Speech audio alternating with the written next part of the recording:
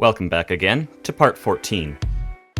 Last time in Terra Firma Greg, I constructed this huge chemical chain, producing epoxy resin used in the production of nanocircuits, a far more compact and efficient circuit compared to microprocessors. Then I built my first passive factory, constantly making the components for MV machines, allowing me to easily construct this, a nitrobenzene factory, fueling these two turbines to triple my power production. At the very end, we extracted tungsten from scheelite and tungstate in this factory, officially entering insane voltage, but also bringing a huge problem: lack of resources. So now, let's continue.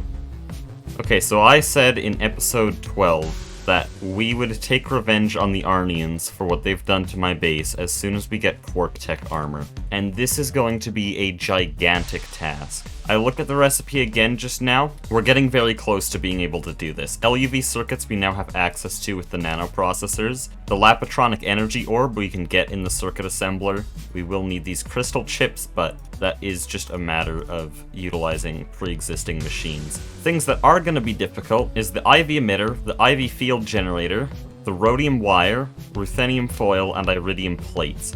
All of these things go together. They boil down to just three materials: iridium, ruthenium, and rhodium. The IV field generator needs a quantum star, and so does the IV emitter. And quantum stars need a radon and a nether star, and since the wither doesn't exist, we get that from compressing nether star dust made in a chemical reactor with iridium, which loops back into this material. Now, iridium is a huge task to extract. I'll spare the details for later as I sort of descend down this crafting tree, but we need to do a lot of chemical processing to do something like that. And all of that stuff comes from what's called platinum group sludge processing, which also gives the ruthenium and rhodium in the other part of the recipe. I could set it as a goal to do that today, but that is a huge task. We just barely got tungsten steel, and we don't really have a lot of resources. So I think the only logical thing to do would be to try to get resources before we even think about making iridium. So to get more resources, I think we're going to use an advanced large miner 3. Now this is a lot like our oil drill, but it's for mining ores, and it has a very accessible recipe except for this tungsten gear, which needs 16 tungsten. I mentioned this at the end of last episode. And we only have 9 tungsten, so I'm gonna go find a scheelite mine, and we'll excavate that now. So something I didn't show last time was all the mining I did. I did an insane amount of mining, and for this amount of mining, I got this thing. Oh, I probably should have supported that. This is an EV drill. It's a lot like our MV drill, just 16 times the power cost, and it does that. But drills are very customizable, so despite their insanely large area, this has been useful for other things. In fact, right here, it is probably better to just dig straight down. This drill is a huge upgrade for manual mining, for the little bit I still do. But like in this vein, I'm probably gonna have the whole thing dug out in a few minutes. And the award for ugliest mine of the year goes to... I think I have everything I needed from here. Oh, I completely forgot about this. Yeah, this was... I said we did a lot of mining last episode. I forgot exactly how much there was. I did just straight up cut it all out without looking. That is so much. Okay, well we have more now. So we have all of this tungstate, scheelite, and lithium that we can start crushing down now. And we'll turn this all into tungsten. Something I definitely want to do today is set up a proper ore processing line. Get some EV macerators lined up into maybe ore washers or centrifuges. I'll probably do ore washers. EV macerators can give the largest amount out of the machines we can get at this point. Yeah, we can just get so much more out of each piece of raw ore. We could very possibly get a guaranteed 3 ore and a high chance of 4.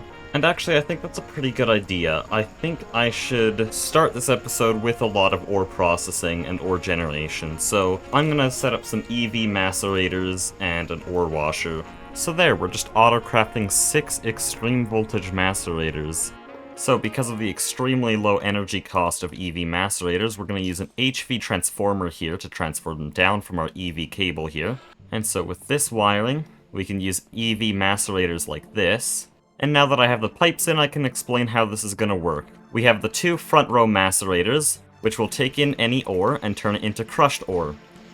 This crushed ore will get distributed into the second row macerators. We have twice as many since we're going to have, on average, twice as much crushed ore. And this stuff will all go into this ore washer. The problem is there's manganese in here, and we don't want manganese to end up in the ore washer because that's a byproduct and that'll never get washed. So we can put an item tag filter on here and put asterisk impure asterisk. So what this is doing is looking for the tag for tungstate here.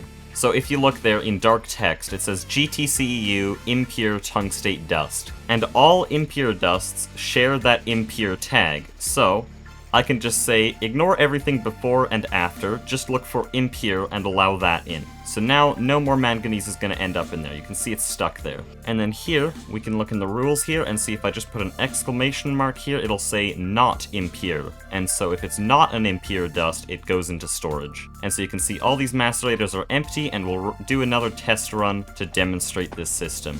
So this just starts blazing through ore as fast as it can. All the impure dust goes in here and gets washed, and all the manganese goes straight into storage, and now we just need to deal with this remaining tungstate, which we can do through the bottom here. And the last thing we'll do is replace these outputs with conveyors, which we can set onto round robin mode to actually make it distribute evenly. So that is a real ore processing system now, and it's going to start generating tungstate really quickly. Also, because I used EV macerators, byproducts are going to be cranked way up with this manganese. And just to clarify, this is not a system just for tungstate. Because I used a tag filter, I could use any of my raw ores of any kind and throw them in there and it would work flawlessly. And again, because they're EV macerators, they'll multiply their output even more and give more byproducts, so this is a huge change. So that's ore processing. Now we just need more ore, which goes back to the Advanced Large Miner 3. And now we can just throw this all in bulk, into our tungsten factory. We're going to use scheelite because scheelite is technically the most efficient, using 6 instead of 7. And so this will start slowly producing tungsten for our Large Miner 3. I'll just now work on all the other components for that. So that this is easy to craft, I'm going to code up a recipe for this. And so now we can see all the materials we're missing. We're missing soldering alloy, canthal, silver, tungsten, and titanium. Canthal and silver are now going to be a lot easier because of our ore processing though. I stockpiled a bunch of silver dust a while ago, so we actually already have that. And we're at the point that canthal can just be auto-crafted whenever I want. And with all the other resources sorted out, we just need that tungsten smelted. And since I've put everything through the factory, we have a bunch of tungsten now. So that'll be 16 ingots for 4 gears. And since tungsten takes a long time in the EBF, I'm going to expand passive crafting. So we're getting these 2 benders for gold and electrum foil. And this is because gold and electrum foil are used in epoxy boards, which are taking a very long time whenever we're crafting nanocircuits. So we have these 2 benders for the foils themselves, and then this alloy smelter for electrum. We set both of these on 10, and that's passive expansion. Alright, all our tungsten is done, and now we need to wait even longer for it all to get extruded into gears. Or not, because apparently this needs an HV extruder. So just a quick autocraft can get us that HV extruder, and make those tungsten gears. So now the tungsten gears are finally done, we can put together all of these resources to make the control block. And then one extra thing this drill will need is drilling fluid. But drilling fluid is really cheap. 20 millibuckets of lubricant for 5 buckets of drilling fluid, and the other things you have to put in are really cheap as well. So then, can we do 1,000? Yes, we can just do 1,000 buckets of drilling fluid. So we have our Advanced Large Miner 3 control block, we have all of the main casings and frame, we have 5 super chests for ore storage, we have an input hatch to take in the 2.3 thousand buckets of drilling fluid, we have an output bus for outputting the metals, and we have 2 energy hatches, 4 gas turbines, and 500 buckets of nitrobenzene to power the thing. But now to figure out what to actually drill with this large miner, because we're low on quite a few resources. I'd say ruby is the most important right now, because that's used in chromium and also used in all of these ME cables, which we have just run out of. So I could look for a redstone and ruby vein in the beneath, or I could look for it in the overworld. Normally I'd choose the beneath, because those are newly generated chunks and they have all of the ore blocks. But drills are unable to mine those blocks anyways, so it wouldn't make any difference in the overworld or over there, and it's easier to move around in the overworld. So I think we'll just go back to our old redstone mine and place this drill over there. That's insane. We were mining here? So there's a redstone vein, but I almost don't want to mine there because of all of this. Like there's 2 whole hematite veins, there's a neodymium vein, there's a mineral sand vein, there's so much. There's scheelite here as well. Okay, I think we'll just have to limit it to this area. Because we have a copper vein, we have a hematite vein, and we have a redstone vein, which is pretty much ideal. It says its working area is 3x3 chunks, which means that all of this will be mined out, which is pretty much exactly what we want. There's very little redstone that's going to be exempt from that. So now we have the roof up, let's build the structure.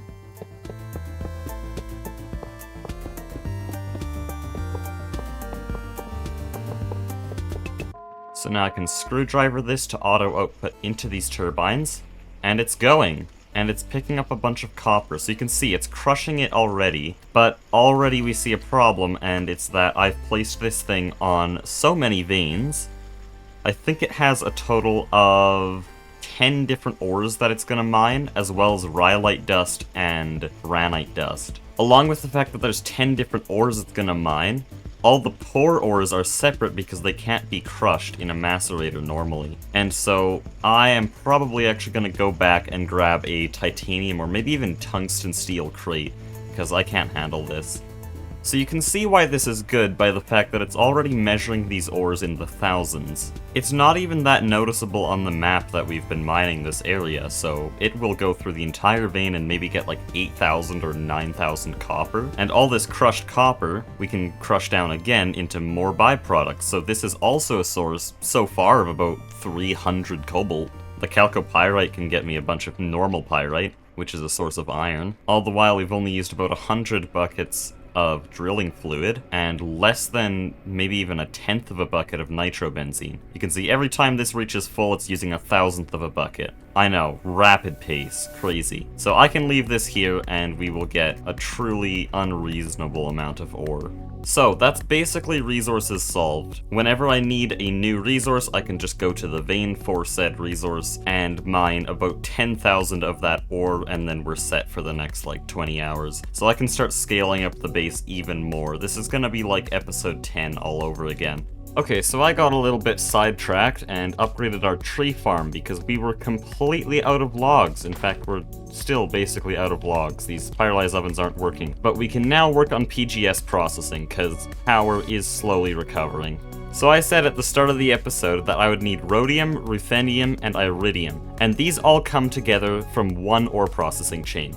Platinum group sludge is a byproduct of dissolving pentlandite, cooperite, chalcopyrite, or tetrahedrite in nitric acid. You can get varying amounts of this, which is centrifuged in aqua regia to give all of these byproducts. So there's 2 main groups for these byproducts. There's the really easy ones. These things need 2 or even 1 machine. This one's just a centrifuge, this is an electrolyzer, and this is a chemical reactor and an electrolyzer. Very simple. And then there's inert metal mixture and rarest metal mixture. And you can see in the chemical formula here, this is rhodium and ruthenium, and this is iridium and osmium. We don't need osmium for the quark tech suit, but we do need iridium, rhodium, and ruthenium. Inert metal mixture goes in an EV chemical reactor to give the ruthenium and rhodium, and rarest metal mixture goes in an IV large chemical reactor to give the iridium and osmium, and these all have to be processed down into their pure components. But we'll get to that later. We just need to build the factory, and there's 2 main sections to the factory. So there's 2 main groups of byproducts, but there's 2 main sections. There's preparation, which is making the platinum group sludge. That involves the nitric acid, getting the purified crushed ore, all of that. And then there's actually processing the PGS, which is going through all these materials. So we'll start with making PGS. For this, we'll actually use LV chemical reactors, because I don't see the need in using anything more expensive than that. To supply the purified ore, we'll use an MV ore washer with distilled water to get the most byproducts, and then the crushed ore comes from our new ore drilling rig. So why I'm making this such a low tier is because these 2 MV ore washers is enough to supply this LV chemical reactor, and this thing can supply around 4 HV centrifuges for actually doing the PGS centrifuging. So that means that an LV chemical reactor is more than plenty, and I want to save power on this factory.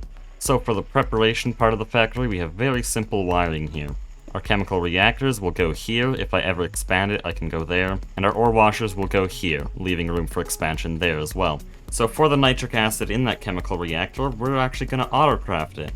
So I put together this large chemical reactor last episode, and since then I put a buffer on this which can store items and liquids, and made it so that this thing can autocraft. So now I can use this like a regular chemical reactor, but it runs 16 times faster than normally. So then we're going to start using export buses a lot more.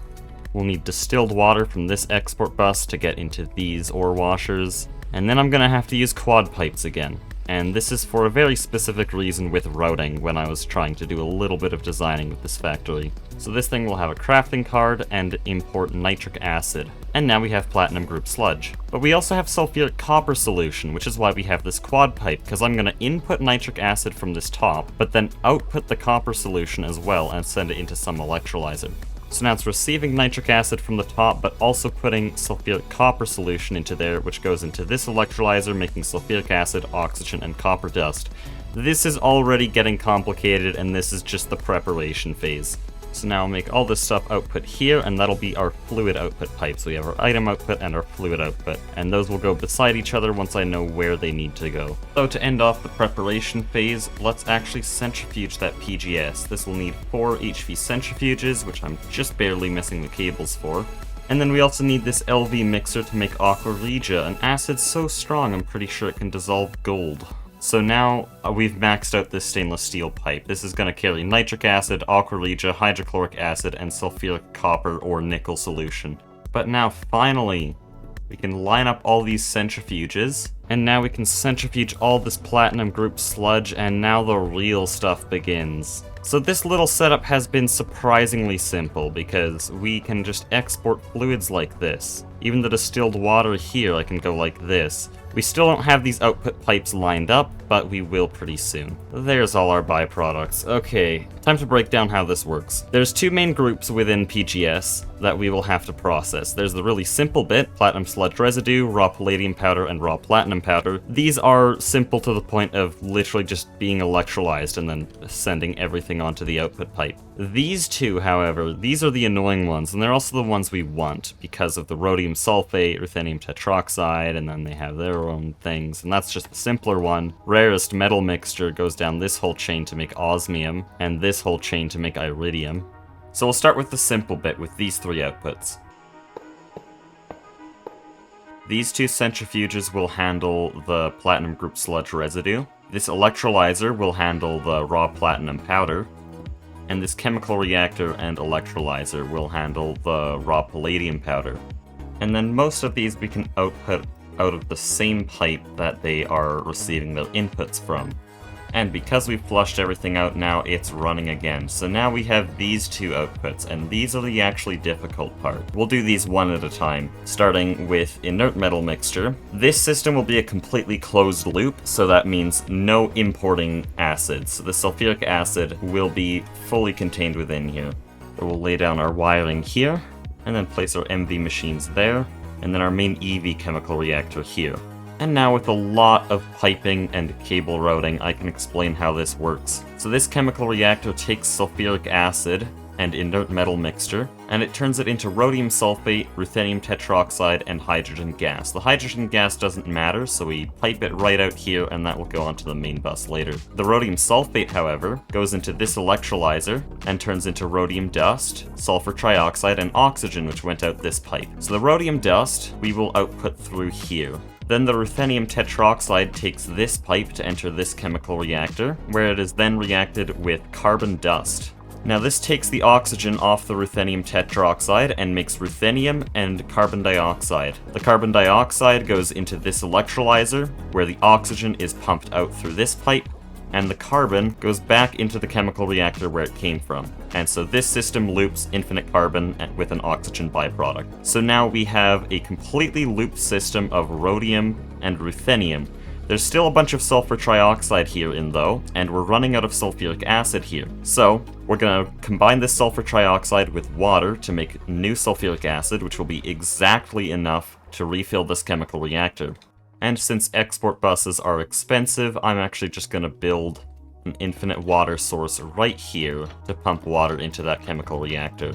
In Nomi Factory, infinite water covers were a thing by HV, but it seems like they've either removed it from the pack here, or it just doesn't exist. This is now receiving water, and making all the sulfuric acid it needs, and so this system will loop, and turn all of our inert metal mixture into ruthenium and rhodium. So that's a huge win.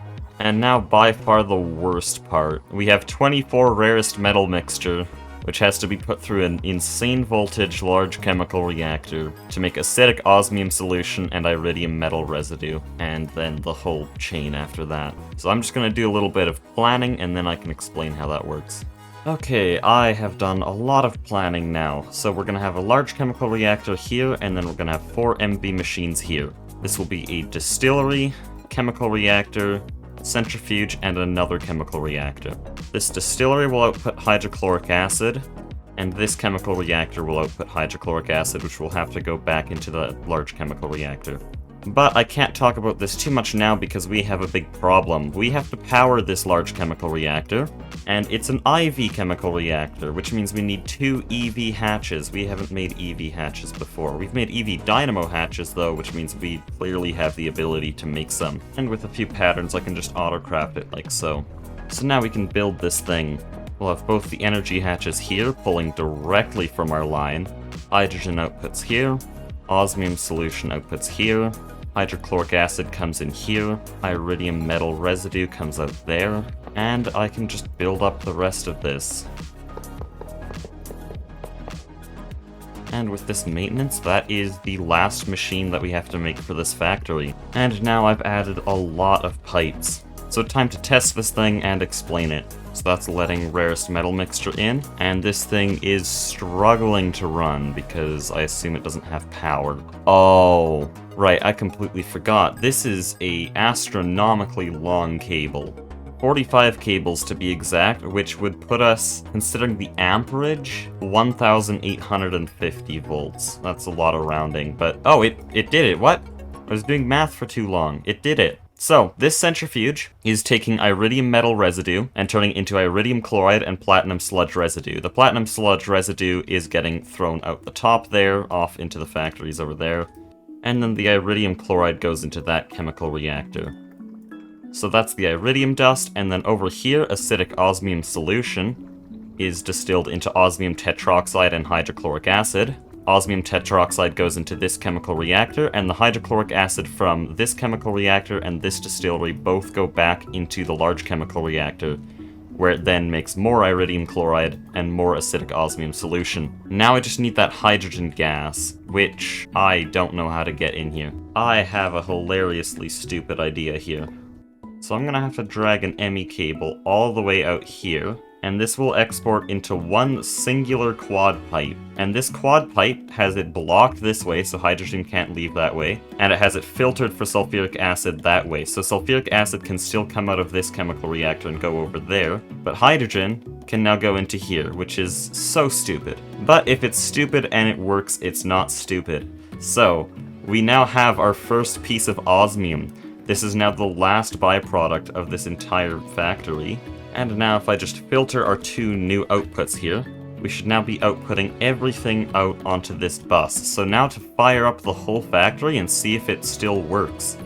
So we can put chalcopyrite in the input all the way back here, and that should be complete now. This looks like those stereotypical GregTech images. When you search GregTech on Google, you get some spaghetti piping. This is exactly what that looks like. I mean, it's GregTech, so what do you expect? I'm really proud of this. I've actually never played GregTech with just regular pipes. I've always played Nomi Factory, so I have ender fluid conduits and a huge surplus of AE2 machines. But this has been really fun. So this is making our inert metal mixture stuff. This is going through all the platinum sludge residue. There's our raw platinum powder. There's our raw palladium powder. This thing is barely running with the extremely high resistance. I'll probably just have to pump more amps into the wire, because our battery buffer there that I temporarily placed down is only 4 amps. But this area doesn't have to run too often. We don't make that much rarest metal mixture. It's called rarest metal mixture because it is the least common output here.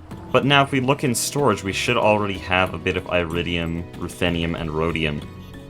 there's 5 iridium, there's 15 ruthenium, and I think 14 rhodium, and then there's 5 osmium. Now, last episode, I named the last episode the world's densest element. This is the world's densest element, at over 22.5 grams per centimeter cubed. Beats out tungsten and gold and uranium and plutonium by a long shot. Very dense, but very expensive. In fact, I think I have more osmium here than probably all of the US. I'm just gonna check to see if this continues to work, and if it does, we can continue on the Cortex suit and IV progression. Well, this factory's working perfectly. I think it's time to explain the last steps to getting the Cortex suit. And this is something I didn't notice until last night when I realized we need an IV field generator, which needs samarium iron arsenic oxide. So samarium iron arsenic oxide itself isn't too hard to make. We will need an IV mixer, but we have all the technology for that now.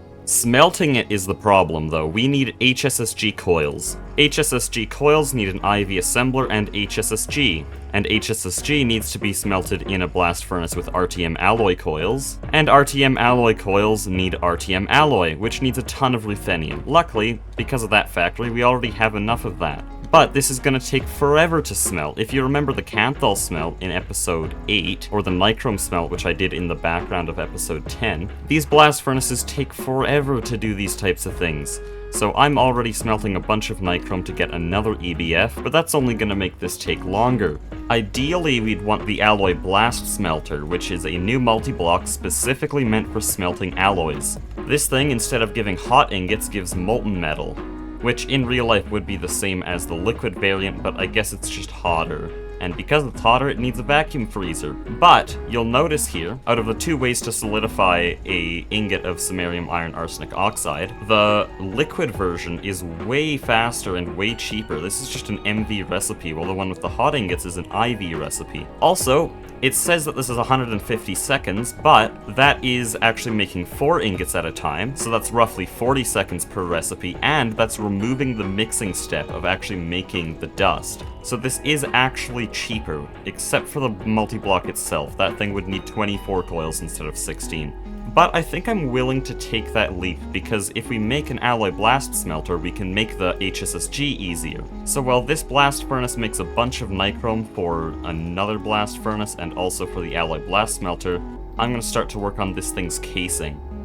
The casing will need this new alloy, HSLA steel, but this stuff is really cheap. Molybdenum, Invar, vanadium, titanium. I may not have explained how we get vanadium and molybdenum, but it's just ore byproducts from random stuff. And since all of that is starting to take quite a while, we're gonna pay our first visit to the drills. So the drill's doing great. We're bringing back all of these super chests of ores we have completely depleted. On my scanner, you can see the square where it's mined out. The copper mine is basically completely gone. There's just a little bit up there, even though this vein used to cover the entire area. The bismuth vein's basically gone. Hematite is thinning a lot, and there's a big bite taken out of the redstone vein. Any idea of a copper shortage is just gone, and the PGS processing has produced around 700 copper dust, which I'm also gonna smelt. So while we went to the drill, I mixed up all the RTM alloy we'll need, and this will now be smelting for a very long time. That's actually not that much longer than nichrome, actually. And to make it even shorter, I'm getting the EV energy hatches and nichrome coils to make another EBF. We're only making 10 instead of 16 because we can share 6 of the coils in between the EBFs. So this wall will be shared. Well, not this one specifically, because I'm actually going to be moving the EBF. Home run. Okay, well, it's finally time to take down this EBF. Honestly, it's kind of been in the way for a while. Ever since we expanded the base, the EBF being here just didn't make sense. It was right on our machine line, covering things up, hard to reach. And also, this is our passive floor, so it really shouldn't be here. And since we're moving the EBF, we have to move the vacuum freezer as well. So both of these machines that are really old, since our first titanium ingot, they're both getting moved. The vacuum freezer is also getting doubled as well. So we're going to bring the cable down to that level, and that will be our 2 EV energy hatches. Now, this is not 2 EV energy hatches on one EBF. That would make it an IV EBF, but I don't have that much power yet. Instead, like I mentioned, we're having two separate EBFs. So these will both share one output and a quadruple input hatch. And this will allow us to put in all of the gases we need. So we can have oxygen for steel, we can have nitrogen for things like aluminum and stainless steel, and soon we'll need helium. And with all these hatches, I can finally put in the coils. And now we have two fully functional EBFs. They're EV, but they take power from an EV cable instead of an HV cable, which means I can add extra hatches to make them IV, which we won't do yet. And then I hate to ruin my lovely road here, but I want to put the vacuum freezers right in front, and that's unfortunately going to cover that all up. And now with the transformer set in place, we have two new vacuum freezers. And since I don't have any gases here yet, we'll have to set it on 1, but we can test it out with this RTM alloy. It's still going to take 70 seconds, but it's going to make 2 instead of 1, and it's going to cool it twice as fast as well. And on a side note, the new vacuum freezer texture does look pretty good. This is really becoming an ore processing area. We have all of our tungstate and scheelite processing here, and then we have our new macerators here, and then we have the EBFs right under it. So on these EBFs, I'm actually going to import the gases we need. We don't need helium yet, but I'm just going to do it preemptively, because before I was manually supplying them, and that was not good. But this is also why we used a quad hatch, because now I can have all of those at the same time.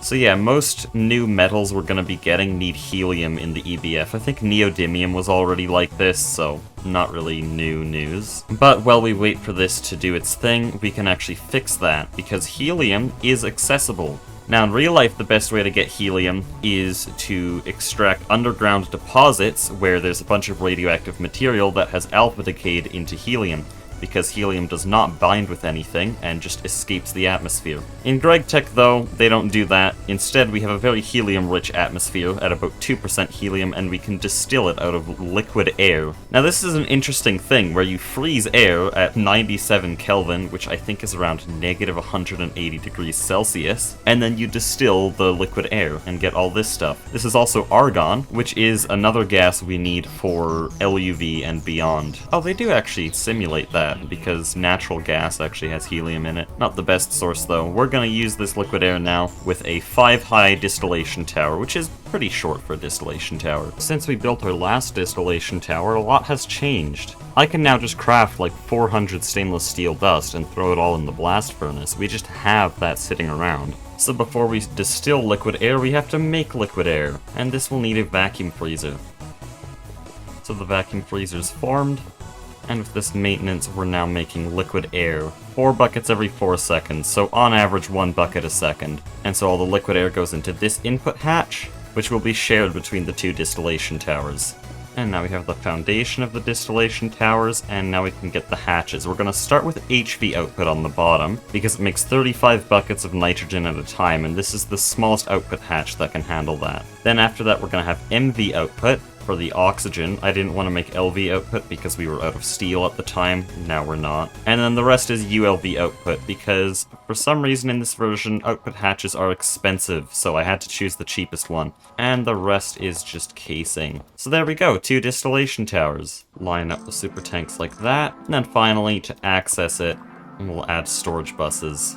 So right in this corner, we have infinite nitrogen, infinite oxygen, infinite carbon dioxide, infinite helium, infinite argon, infinite chlorine, and infinite hydrogen, all in the same area. And then also the epoxy resin factory and all those plastic factories. Now, helium and argon aren't showing up in those tanks because they've already been taken, actually. When I set up these EBFs, I made it so that it imports helium and argon, and so that means I can already set this on 2. Oh, that one was on 2, it just wasn't running until now. So 46-second RTM alloy, much faster. So with those blast furnaces upgraded to helium, let's actually make our alloy blast smelter, since I want to put the coils on the alloy blast smelter instead of the EBFs. So the casing needs HSLA steel and titanium carbide. Now I already made all the HSLA steel in our downstairs EBF, very simple alloy, but then there's also titanium carbide. Now titanium carbide is a lot more expensive than HSLA steel. In fact, I'm gonna have to mess up this EV mixer to be able to mix the stuff, but pretty soon these EBFs will be free because we're actually basically done the RTM alloy. And now we're waiting for even more stuff. Titanium carbide, tantalum carbide, and now the RTM alloy coils themselves. So, to occupy this time, I think I want to get wireless storage access. This is pretty simple. We can access this terminal from anywhere in the base, but it's really expensive. The only really important thing in this recipe are the 2 wireless receivers here, and then the wireless receiver in the access point, which is actually how I link the terminal to storage. So this will need 3 Fluix pearls, which can be made like this, and then the quantumizer made like this. We did this last episode, so I don't really have to show that too much. And with those quantumized, we can make the whole 8 EV sensors. Oh, that's gonna use a lot of power. Oh, the battery buffer's crashing.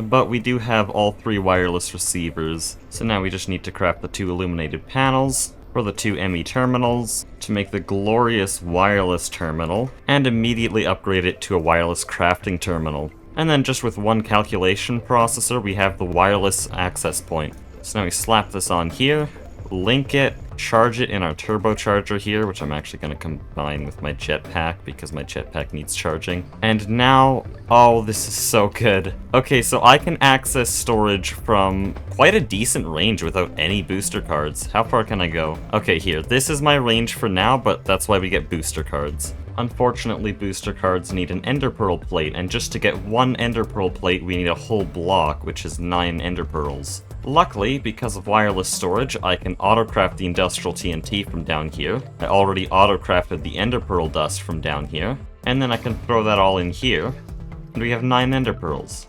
5 more boosters should be enough. Yeah, because it's exponential, so if I go out here, maybe out here, all the way out here to the window? Yes. Okay, what about other side? Can I go to the end of PGS here? Yes. What about here? Okay, that's out of range. So we can access storage from almost anywhere in the base. We can already get it from down here, which means storage is accessible anywhere, but the blast furnaces aren't running, which means that everything should be done. No, I didn't put tantalum carbide in there. You need RTM alloy. Well, that kind of defeats the whole purpose, doesn't it? Okay, luckily we overcrafted everything, and so I can just put a few extra materials into some machines. So I just made 2 more RTM coils, and so we can just take down these blast furnaces and put up new coils. Now our blast furnaces are upgraded, they can handle up to 4,700 degrees Kelvin, and we're going through all the tantalum carbide. And because we need to wait even longer, I'm gonna build another vacuum freezer for the liquid helium we need to cool samarium iron arsenic oxide. And here's the factory. Very simple, just helium in, liquid helium out, with the level emitter to stop it once it makes too much liquid helium. We're starting to get a lot of vacuum freezers in the base, and we're also starting to use a lot of power. Next episode I definitely need to get high octane gasoline because nitrobenzene's great. I could probably expand this by 2 turbines, but we're gonna start getting a lot more IV machines, and this thing's already struggling. So now we're in the final stages of making that alloy blast smelter. I need some tungsten carbide for the frame boxes in the smelting casing. Our titanium carbide and HSLA steel is done. Tantalum carbide's done. Molybdenum disilicide is almost done. Unfortunately, we are running out of helium because of the liquid helium setup, so I might have to turn down the amount of helium it's creating. Oh, it has filled up, okay. Okay, we finally have everything for the control block here, and I'm pretty sure I'm going to put it right beside here. This is going to be a pretty big multi-block, our first truly large one. We do actually have enough for the high temperature smelting casing, which is amazing news, because that means I'll finally have an actual structure to build with. And we can also get all the heat vents now. So this means everything for the alloy blast smelter, from now on referred to as the ABS, is done. So I'm going to take down these coils again, and now finally, we can build the alloy blast smelter. This new texture looks really nice. I like the dark casing over the old light white casing, which I'll show on screen now. We have our output hatch here for outputting the molten liquids out to the vacuum freezers there. We have our quadruple input hatch for all our input gases. Up on the top, we have 2 EV energy hatches, making it our second IV machine in the base. Got a hole for our muffler hatch there. And there's a slight problem with the alloy blast smelter. We have to transfer molten liquids from here into the vacuum freezers. And the type of liquids we want to transfer are things like molten HSSG, our next smelt, which is 4,200 Kelvin. Now, I haven't talked about this much, but pipes have heat resistance. A lot of the pipes we use are aluminum, and they can only go to 1100 Kelvin, so those would melt. They'd actually probably boil. Stainless steel can go up to 2400 Kelvin, but we're going up to 4200 Kelvin, so we can't do that. Tungsten has a really high melting point of 4600, and it's one of few pipes that can actually handle plasmas. But that's tungsten. That's really expensive. I'm trying to limit the use of that. So, conveniently, blue steel actually has a very similar temperature limit. And we've been making blue steel since the Steam Age, so this is actually quite easy. So now I'll add an input hatch here, and we can connect the blue steel pipe. So, the alloy blast smelter is basically ready. I'm just going to add an interface here for helium and nitrogen. And now we can make the HSSG itself, which needs 75 tungsten steel dust, which is a huge ask. We do have enough ore for that, just barely, but it's going to take a little bit of time, so I'm just going to collect everything else while we're waiting for this to process. I have made a horrible mistake. Oh, that was finally one too many toxic chemicals. I have been running around the base with like uranium and arsenic and so many different toxic metals. Oh, and now I'm just leaving chromium in my inventory. I'm so reckless after the update. There's plutonium in my backpack. What am I doing? I have hunger too because of arsenic poisoning. Whatever, the factory must expand. I won't stop just because of some silly arsenic poisoning. We ended last episode by making 8 tungsten steel. Now I have 110, and we're gonna alloy it together here to make HSSG. Look at that. That's a fascinating texture. Oh, I do miss bloom, though. This would look so cool with bloom. It'd also look better if I didn't have arsenic poisoning. Hold on, let me turn off particles. But now we have a very long time to go. You can see 146 seconds per recipe, even though we're running off of helium and IV power, which is twice the amount that HSSG needs. So this is 4 times faster than its base recipe speed, and yet it is still unbelievably slow. I think this will take 50 minutes to upgrade all the coils, and so we have a lot of extra work to do while we wait. And that's why I did the alloy blast smelter first, because there's so much in this recipe and I can finally break it down. So, iridium plate. We have iridium, turn it into plates. Very simple. Ruthenium foil. We have ruthenium, turn it into foil. Same with rhodium wire. We have LUV circuits, so there's just the IV field generator, IV emitter, and lapatronic energy orb. Except actually this emitter is specific to the chest plate because each different part of the armor has a different component there. So I'd say the helmet and the chest plate are most expensive. So the sensor and emitter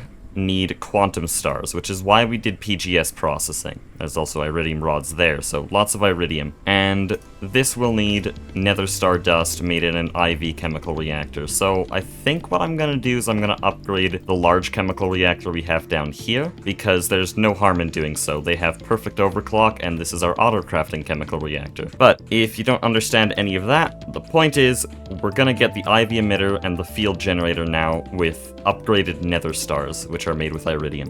Okay, actually looking at this, the EV cable is over there, and our large chemical reactor is over here. So I think I'll leave this as an HV chemical reactor to do things like this, and then get a new chemical reactor right there, along the EV line. And now time to build yet another large chemical reactor right here. So we're using another pattern provider into a buffer here. These things can hold a bunch of items and fluids at the same time, which means I can distribute the fluids into this quadruple input hatch and the items into this input bus. So this basically means that storage can go in here, send all the items into this buffer, and then it gets put into the large chemical reactor and gets sent out through this output bus and this output hatch. Now I can just connect power here, and then do a little test recipe with 10 circuit boards, which are basically instant in here. It just flickers on and instantly completes a recipe. That's crazy. So yeah, this thing being an IV chemical reactor should be doing recipes around 256 times faster than LV. Did I do that math wrong? Okay, I just redid the math. Yeah, that's 256 times faster than LV. This is why large chemical reactors are insanely good. So all of our circuit boards will be done in here, and then also nitric acid will be done in here since nitrogen dioxide is in the other chemical reactor. So this thing is perfect for that, but that's not why we made it. We made it for nether stars. Now once again I've made the genius move of completely forgetting a part of the recipe. There's nether air in here, which has to be made in a netherarium. Now the netherarium is a placeholder multi-block they added to the game before they have space so that you can like pull nether air from those planets. And this multi-block is a bit broken. This is actually about an hour after the last clip, and that is because I went on call with Flurbin and a streamer named Glistu, trying to figure out why this thing wasn't working. Leaking, heck you but cheating. I'm literally recording Heck you but this. cheating. If you want me, Heck you but cheating. I can put this in the video, okay? Don't care. Heck you buzz a cheater. I'm posting this to General. And apparently, when I go like this, oh, I should not actually have this terminal, that was part of testing.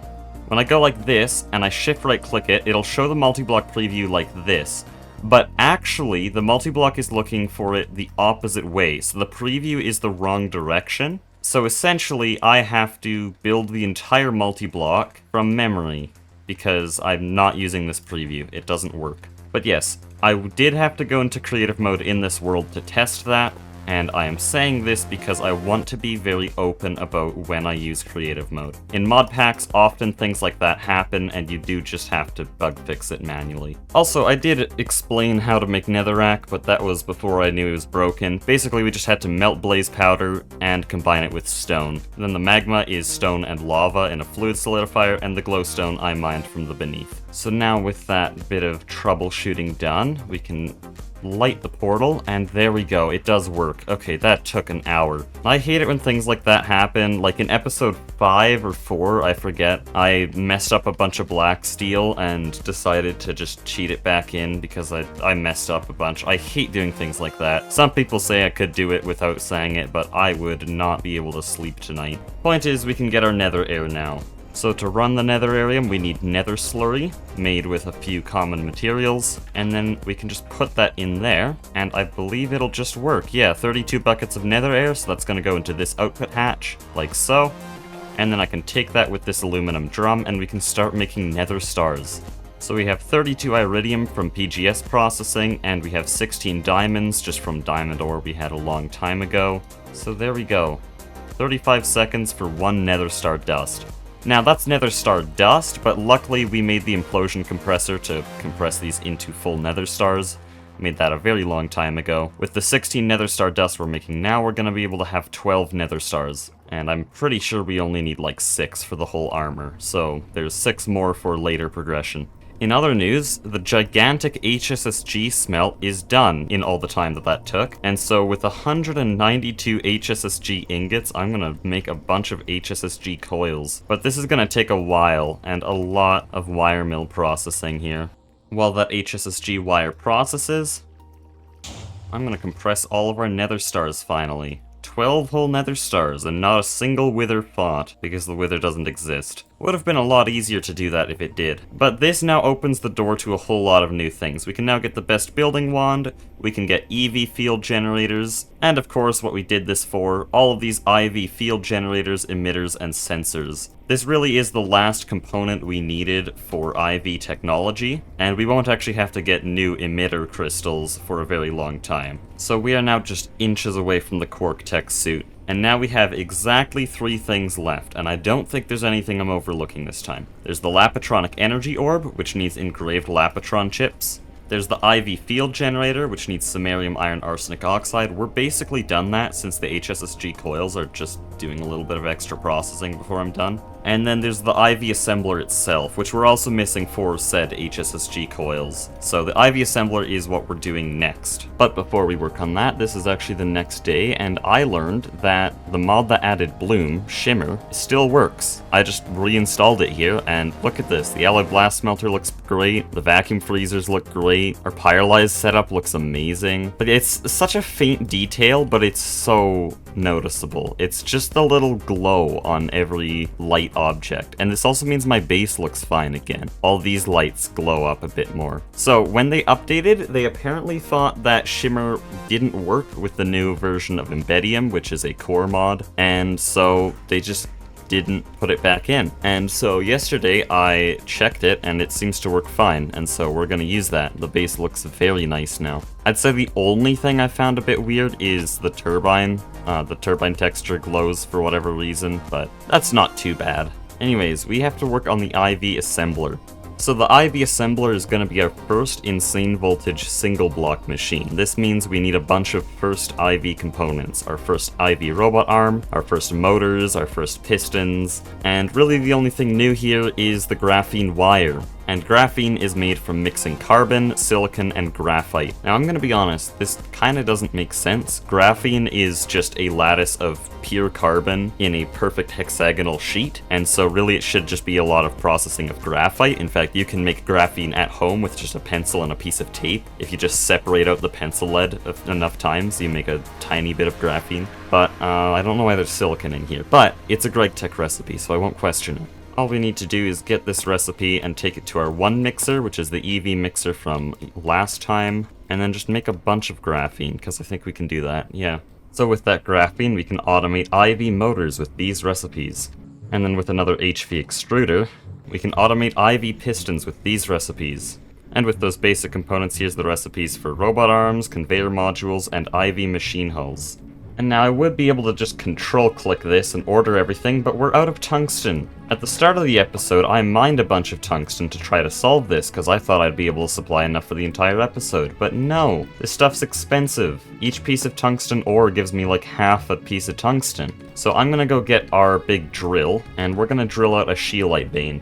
So we're here at the very edge of what we've explored, and all the way up here I have finally found an actually good tungstate vein. This has maybe about 500 scheelite, 500 tungstate, which with the drill should supply us until LUV. And so once again, I'm gonna make a perfectly identical setup to drill this tungsten.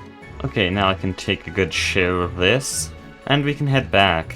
So now back at the base, we've processed that tungsten, and we can auto-craft all the components for the IV assembler, though we're out of CPUs, I'll have to wait for this to clear up. But with both of those supercomputers done, we can make our IV assembler, the first single block IV machine. There we go, look at that texture. I do like the way tungsten steel looks in modern versions. So now the first thing we're going to craft in this IV assembler is 24 HSSG coils to immediately upgrade the alloy blast smelter over there, and this is finally the last step to get the IV field generator with the samarium iron arsenic oxide.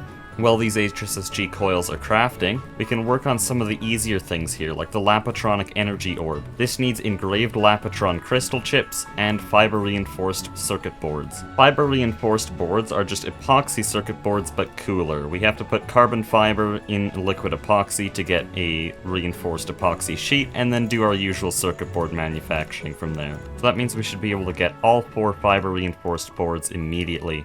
Then the last part of the Lapatronic Energy Orb is the Lapatronic part itself, engraved Lapatron crystal chips. Now we've been using Lapatron crystals as crystal batteries for a while now, and they just recently became auto-craftable. But for this whole set, we'll need 32 of them, which we can't handle. I'll have to work through a few things. Okay, with a few things worked out, we can now make all 32 of those. It's just gonna take a really long time. And since those are taking a long time, we can switch gears again. HSSG coils are now done, and so now I can replace the coils on the ABS and move them back onto the blast furnaces. So now we get samarium, iron, arsenic, and oxygen to make samarium, iron, arsenic oxide. This also means we can go through the 3 main materials down here. We need 16 rhodium, 24 ruthenium, and 24 iridium. This covers all the plates, foils, and fine wire for all 4 of these pieces. Let's do something even more impressive than that. Let's make our first LUV circuits. Let's make 8 of them, requiring all of these components. This is the largest circuit craft of the entire playthrough. We're gonna need 16 IV circuits to upgrade to this. 32 nanoprocessors being dumped into here. But I'm not lying when I say this is the largest crafting recipe we've done in AE2, because I had to make a new computer to handle it. On the topic of really long, expensive things, we do have 25 Lapatron done, and we're gonna need a stack of HV circuits to turn those into crystals, and then we'll just engrave them into chips. This QuarkTech armor is really expensive. Really, the point of the QuarkTech armor was to set a milestone milestone in late IV that I could run towards, and this has actually worked amazingly. Now I can push the limits of my system, but then also so that I can bomb the Arnians. Anyways, we do have an LUV circuit here, nanoprocessor mainframe. This puts us in the late game, I feel like. Oh, look at the bloom though. That looks so nice. There's so many machines running now. Like, this base has grown so much in just this episode. I feel like it's been a full double since the beginning of the episode. Like, double the base size and crafting capacity. Just the resources we got at the start. I've been slowly building up more and more as I process things, but we have 4,000 copper. We actually have more copper than aluminum. 4,000 cast iron. There's 2,000 lead here, 1,000 pyrite. This is actually from PGS processing. Speaking of which, palladium and platinum have both made it into the top. This base is starting to get insanely powerful, but I am just waiting at this point. Okay, after a little while of microcrafting, I have waited long enough for the samarium iron arsenic oxide to finish. And so we're gonna pick it up with a super tank, because that is literally the only thing I have that can pick up this stuff. Right, it needs liquid helium. I actually prepared for this. There, press import, now we have liquid helium, and now it's making samarium iron arsenic oxide. Yeah, I didn't realize that samarium iron arsenic oxide was unbelievably hot, and so all these pipes melted. I had to make new ones. 5,200 degrees, these can only go up to 4,600. And now with that samarium iron arsenic oxide and the quantum stars, throw this all together and I'll very quickly make those IV field generators. Actually surprisingly fast, but these are the most expensive IV component we can possibly get, and so that definitely means we have full IV capability. Some other expensive IV components used in the Quark-Tech armor are 2 IV emitters and an IV sensor. So at this point I can start making the patterns. I'm gonna use auto-crafting patterns to make the armor, because otherwise it's gonna get way too complicated to put in all of this stuff manually. We're also gonna need about 48 titanium ingots melted down in this extractor as a liquid input for each of these. And so now that we have this here, I can see exactly what we're missing, and it is exactly 2 items. Just tungsten wire, which I have collected all the tungsten for already, and the 4 Lapatronic energy orbs, which have been mostly a waiting game. We need a bunch of engraved Lapatron crystal chips, which are made with Lapatron crystals, which have taken a very long time to make. We now have 17, but this is still crafting another 16. But with it only half done, we can start engraving this. 13 seconds per crystal to make 3 chips each. We need 96 chips. And with Lapatron crystal chips partially finished, we can craft half of the Lapatronic energy orbs necessary. And you know what, while we wait for this to finish, I'm gonna make one more piece of armor. We're gonna make the advanced nano-muscled suit chestplate, not for its defensive ability, but rather because it's just a slight upgrade from our jetpack. It still has all of the effects of it, but it's a bit more defensive, and it's not exactly expensive. And there is a jetpack version of the Quark-Tech suit, but it's a bit out of range. Also, to charge this thing, the power we're producing is now all on nitrobenzene. I haven't mentioned this, but all the old turbines have moved off of benzene and LPG and are solely using nitrobenzene, meaning this system can focus on filling this tank. But anyways, this thing is ridiculously fast. Why have I not been using this already? That is ridiculous speed. Okay, I thought that was the Quark-Tech leggings doing that, but that is insane. Okay, I guess I'm fast now. But that's going to take a really long time to charge, which is good because we have all the Lapatronic energy orbs, and we can start crafting this armor one piece at a time. We're starting with the boots, which are apparently already immediately crafting, because the boots negate fall damage, and with this jetpack, I'm taking a lot of random fall damage because I just go way faster and way farther than I expect, and so I would like to remove that. So in just another few seconds, we will have our first piece of Quark-Tech armor, upgrading the ancient red steel. But this thing does completely remove fall damage now, so I can fly around all I want, and also, I have a crazy armor bar, and so pretty soon I'm gonna be completely unstoppable, so let's get our next piece here.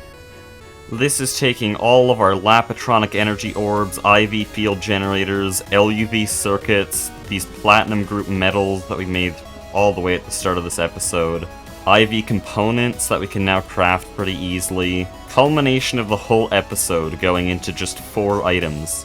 And don't worry if you think Quark Tech was a bad time investment, because the point of this was to set a goal deep in IV progression, so that I would have to get things like motors and field generators that would get me all the equipment to do amazing things later on. So now with the full set partially charged, I am unbelievably powerful. We can run around at crazy speeds, we can jump in lava, we can fly at crazy speeds due to being able to switch between armor. We are completely immune to fall damage and can run at ridiculous speeds. And now I have become a god. And if you saw episode 12, you know exactly what this means. So in this one episode, we've built ore processing. We've built a liquid helium factory. We've built the Platinum Group sludge processing factory. We've built liquid air distillation. We built a netherarium. We got a drill which has created George Ore Wall, which is a wall of a bunch of ores. We expanded the tree farm, giving us a ton of Kapok logs visible from our new wireless storage. And finally, we got an alloy blast smelter and 2 EV EBFs connected to 2 vacuum freezers. This is the most powerful smelting setup I've had for this entire series, and it will only get better. So thank you all for watching, and God bless.